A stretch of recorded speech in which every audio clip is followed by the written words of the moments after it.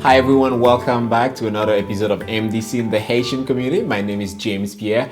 Joining us now is a Haitian American author. I'm talking about MJ Fievre with her new book, A Sky, The Color of Chaos. MJ Fievre was born in Haiti and migrated here to the United States at the age of 21. Thank you so much for being here, MJ. Thank you for having me, James, and hi to everybody. It was truly an honor seeing you at the Miami Book Fair presenting your book. So how was the experience there first? Oh my God, I had a blast. I met so many interesting authors, and just talking about my book and getting questions about it, that was an intense experience. The book is in English, but you were born in Haiti. I wanted to take my audience first back of your childhood in Haiti. How was it growing up in Haiti? Well, I have very vivid memories of growing up in Haiti. The book is actually a memoir about growing up in Haiti in the 90s. So Haiti has never been a very easy place to grow up in. Of course, we're often in the headlines overseas, but even when we're not, under scrutiny, things are happening that are not necessarily told about. So I did have great moments in Haiti. I mean, I had a family who really cared about me. I had friends, and the Haitian people themselves, they are so unique in the way they embrace culture and those who are part of their culture, that I do have great memories of Haiti, but I also have memories of the violence there, of the coups, and the mornings when we couldn't go to school because there was chaos downtown. So I do have mixed feelings about growing up in Haiti. Throughout your book, you emphasize on several periods, right? The 12, the 20, and so forth. The book is A Sky, The Color of Chaos. Obviously, you were referring to the Duvalier period. Tell me more about that book. Well, I do touch up on the Duvalier period, but that was when I was really small. So I mentioned it just so the reader understands what came before. When the story starts, it's actually after so which is the Aristide period. Right, so the period before Aristide came into power, the period with Aristide, then the embargo, then his return, and later the end of the book takes us a little bit further around the earthquake. You experienced a very difficult moment as a child in Haiti. You witnessed something really terrible. Would you like sharing that with our viewers? Right. Well, when the book starts, I talk about that experience that really opened up my eyes as a child on the reality of Haiti. Because, you hear adults talk, and sometimes you're not going to school because tires are burning, and the next day you see the consequences of whatever incident was happening the day before. But there is a scene in chapter 1 or 2, I can't remember, but I'm standing on the balcony and I was playing with my Barbie dolls. I'm 8 or 9, and I was looking at the neighborhood kids riding their bikes, and suddenly there's this mob in the street and they're dragging a man. And apparently he used to be a macoute, and now that the Duvaliers are gone, they're taking revenge, and they're basically hunting the macoutes who were part of the Duvalier's private militia, right? So this guy, was he a macoute, was he not? I don't know, but they are dragging him, and they burn him right in front of my house. And you witnessed that? And I did, and I was transfixed. I just couldn't stop watching, and my mom had to come and get me inside. So that was the first incident. But of course, there are others. I lived in Haiti during the embargo when there was no gas to go anywhere, where people still had to work, but kids couldn't go to school because the schools couldn't afford to remain open every day. So that we would go to school maybe 3 times a week. Then you have all those days when you're totally unsupervised as a kid because your parents are at work. There were protests in the street, and I remember visiting the morgue in Haiti at some point during the embargo. And that's something that is not really talked about a lot, but there are newspaper articles about it, how many kids died during the embargo because certain medicines couldn't reach the country, certain vaccines. So, and of course, the fact that some families could not feed their kids. So when I went to the morgue, I was at that point interested in becoming a doctor. I went to the morgue and there were piles and piles of children just rotting in the morgue. There was no electricity to even keep the freezer running. So that's something else that stayed with me. And when I started writing the memoir, I knew it was going to be part of it. Is the book a way of doing your therapy, or how did you cope with this tragic situation, especially seeing someone alive being burned like that in the middle of the street in Haiti? Well, the book set out to be partly therapy for me. I really wanted to get some kind of closure, to kind of become the master of the feelings that I had about Haiti. But something you realize after writing a book is that, yes, you do feel a little bit better and you get to share the story, but some memories you can't make disappear just by writing them down. So the idea that I had that I was going to exorcise my demons turned out to be maybe partly true, but definitely not the entire truth. Yeah. How was life inside of your home with your parents? Well, I do make a parallel between the two. My dad was a very smart, intelligent, and at times very caring man, but he was dealing with his own demons. We all do. And in Haiti, we never really teach children anyway. When I was growing up, now might be different. We never really teach children how to deal with emotions, so that when they become adults, you have a lot of adults that are actually just children that have aged, but they are still children inside and completely lost. And I think my father was one of those lost children who was dealing with so much from his childhood and teenage years that he did not always know how to deal with those emotions, so that he was a good father, but not always the provider of emotional stability. Wonderful. Much more to know about that, MJ Fievre. We're going to take a quick break. You're watching MDC in the Haitian Community. Our special guest is MJ Fievre with her new book, A Sky, the Color of Chaos. Much more to know after the commercial break.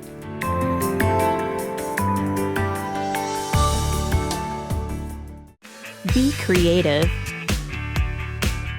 Be a hero. Be the solution. Be connected. Be innovative. Be global. Be successful. Be you. Be MDC. Be Miami-Dade College.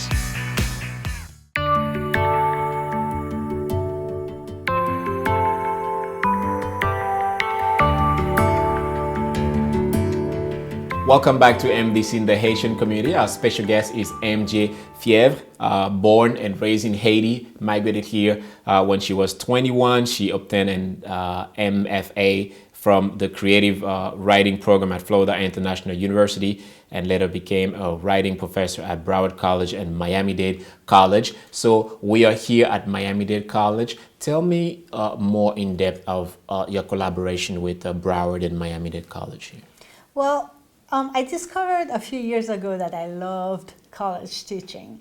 I first started my career as a middle school teacher. My bachelor's degree is in education, in exceptional student education, so I started teaching middle schoolers. Then I went for my master's and I became eligible to teach college. So I was curious, so by curiosity, I applied to both Miami-Dade and Broward. got an interview, and I was hired. And Wow. when I started teaching, I totally fell in love with it. And I love the fact that I get to travel from one county to the next and experience all the different kinds of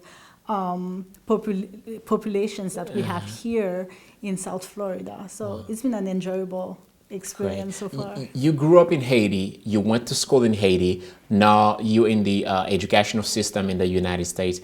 What is the difference between these two? Well, the way education is approached is totally different. In Haiti, we still have the old-fashioned French system.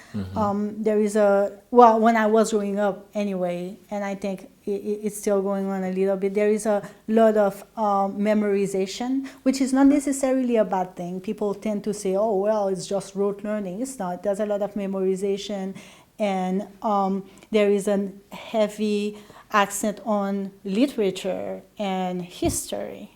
And not necessarily on things like computer and technology, which we do have here. Everything in the U.S. is computer-based. I guess it has to do with the financial abilities that we have here that we don't have in Haiti. In terms of middle school, for instance, I'm really familiar with this age level because I've gone back to Haiti to teach workshops about writing. I can say that in Haiti there's more reverence for teaching and learning because students in Haiti understand that it's a privilege because life is so hard over there that not all children get to go to school or get to go to a good school. I think in the U.S. it's more taken for granted that, well, I'm here and I have to be here and I'm not happy about it because I'm a child. So there's a certain level of maturity coming from the Haitian student who lives in Haiti in comparison to students who live here. At the college level, I think they're kind of the same. I mean, you're in college now, you've chosen your career, you've chosen to be in school, so the enthusiasm is the same. The commitment is the same, but for the younger students, you can feel that there's a lot of more love for learning in Haiti. I'm curious to know, you left Haiti, a country of chaos, and you came here. How was it for you the first time you went back to Haiti? It was weird. It was weird. Just you're in two different modes when you're here and when you're in Haiti. There are so many rules to remember when you're in Haiti. Particularly as a woman, there is a certain time of night where you don't want to be driving alone in the streets, or a certain way you want to hold your purse so that it doesn't get stolen in the street. Of course, things like that happen here too, but the frequency is higher in Haiti. So just shifting gears was weird because those are things that I knew, but I had allowed myself to forget, and going back and having to relearn how is everyday life in Haiti. Do you think things has changed in Haiti? At what level do you compared to the Duvalier regime with the ex-president Jean-Bertrand Aristide, now with the current situations that we are dealing in? Do you think on the educational level, on political level, or social, cultural level, there has any type of change in? I don't know about right now, because I have to admit that recently I've kind of stopped listening to Haitian news because I've been so disheartened by everything that's going. But it used to be that I would say that it's always the same play but different cast of characters. It's always the same corruption, always the same you hear the same things over and over about the government not doing anything for a lot of poverty. How much of it is true, how much of it is exaggerated, we don't know, because transparency has never been our main trait. on a political level in Haiti. But I don't know what's going on right now. I hear a lot of positive things, but I hear a lot of horrible things too. And I just don't have the energy these days to try to sort it out and figure out what's really going on. I'm in that stage where I keep hoping that things will improve, but I don't see how or when, and I just need to take a step back and just regroup before I can listen to Haitian news again. Stay with us, MJ. We are talking with MJ Fievre, her new book, A Sky, the Color of Chaos. We're going to take a quick break. When we come back, much more to know about her involvement inside of the Haitian community and also all the communities here in South Florida. You're watching MDC in the Haitian community. My name is James Pierre. We'll be right back.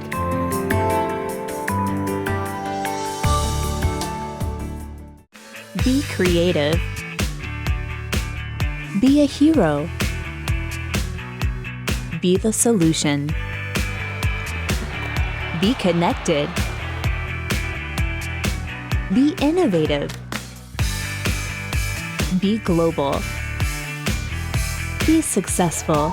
Be you. Be MDC. Be Miami-Dade College.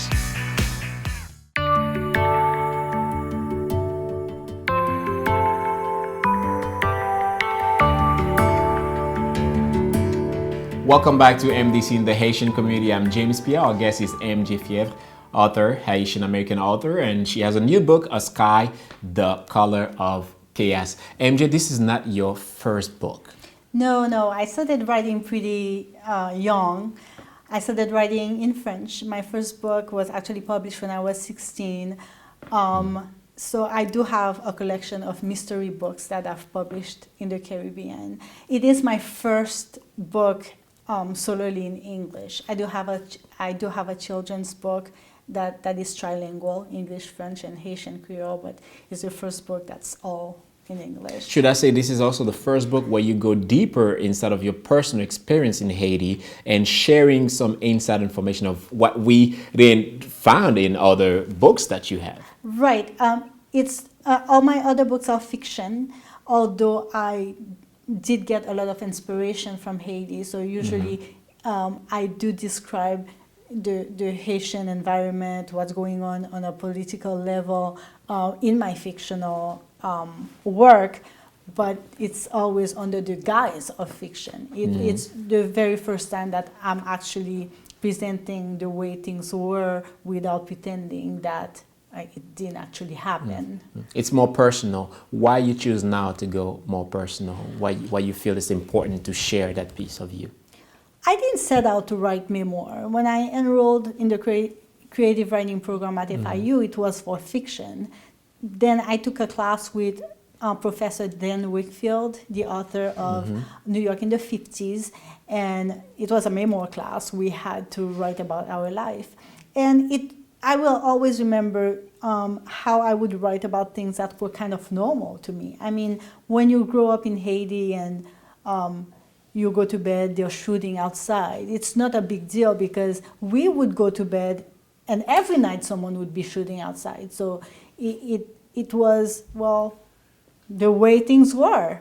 So writing about those elements of my childhood and seeing the look of utter disbelief on the faces of my colleagues and of my professor at the school really gave me some insight into how much is not known about everyday life in Haiti. Yeah. And that's why I decided, I'm going to write a personal tale of how it is to grow up in Haiti in the 90s. Wow. One of the inside information I want to share with my audience is your mother is one of your best models. What role do you think women are playing inside of the Haitian community in Haiti? Usually, raising children is the role of mothers in Haiti. Fathers are traditionally the winners, and mothers are the ones in charge of the moral growth of the children. So that when you have a strong mother, chances are that you're most likely going to be a strong individual. So my mom had so many qualities for me to look at and try to emulate. And I think I did inherit a sensibility, attention to details, and the fact that I want to be true to myself in whatever I do, even if it's not well seen by the people around me. You studied in Haiti, now you're here in Miami, South Florida. What do you think of the Haitian community here in South Florida? What is your perspective? One thing that I did appreciate when I moved here, I didn't feel too far away from home at all. Okay. We have a very rich Haitian community, so that if I wanted some griot, I knew exactly where to find it. If I wanted to dance some compas, I knew exactly where to go. So the community here really tries to remain faithful to what being a Haitian is. People here really care about, the people I meet anyway, most of them really care about where they come from.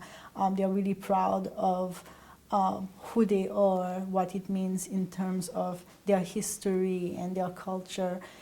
And I love that about South Florida, the fact that I'm at home away from home. Yeah, I did nicely once say, Sky, the color of chaos. Where can we find the book, and how can somebody really get in touch with you if they want to know more about how you open now to your stories back in Haiti? The book for sure is available on Amazon, Amazon.com.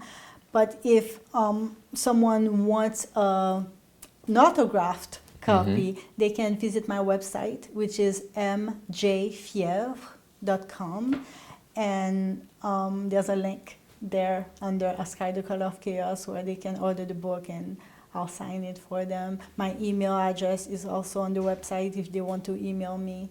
I'm always happy to answer questions. Yeah. And you are also involving in several activities inside of the Haitian community especially. So any events regarding helping the community and also on educational level, you there. So I have to congratulate you on that for being Thank very you. present in the community. I always talk about writing, you know how sometimes you have this boyfriend or this girlfriend that your family is about to meet for the first time. So I always talk about writing like this boyfriend that you want everybody to meet and love. So I do a lot in terms of sharing my love of writing. So on the website, for instance, I've been doing a lot of, well, not deep research, but a lot of research about what Haitian writers are doing nowadays, particularly women writers of Haitian descent. So I've been compiling different stories and poems that are available online, so that